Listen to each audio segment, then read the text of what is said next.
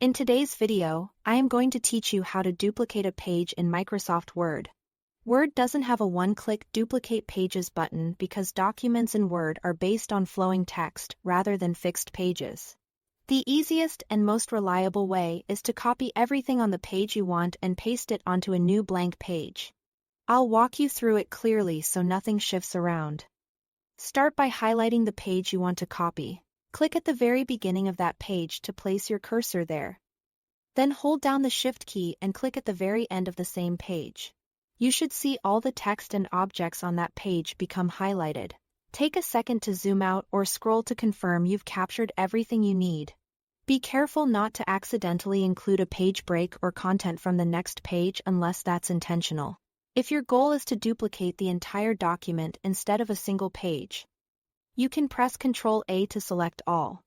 On a Mac, the Command key replaces Control for these shortcuts. With the content highlighted, copy it. Press Ctrl-C on your keyboard or right-click the selection and choose Copy. This will copy the text and most objects, including images and tables. Keep in mind that headers and footers are controlled by sections. If you need those duplicated, they'll carry over if the section formatting remains the same. But they aren't part of the body selection itself. Now create a clean space for the duplicate. Place your cursor exactly where you want the new page to appear, which is usually right after the original. Press Ctrl+Enter to insert a page break and a new blank page.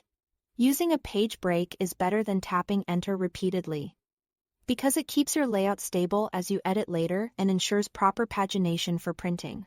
Finally, paste the content. Press Ctrl-V to drop your copied material onto the blank page. After you paste, you'll see paste options appear.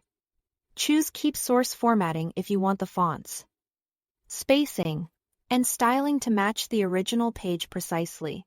If your document uses a different theme or you want it to blend with surrounding text, consider Merge Formatting.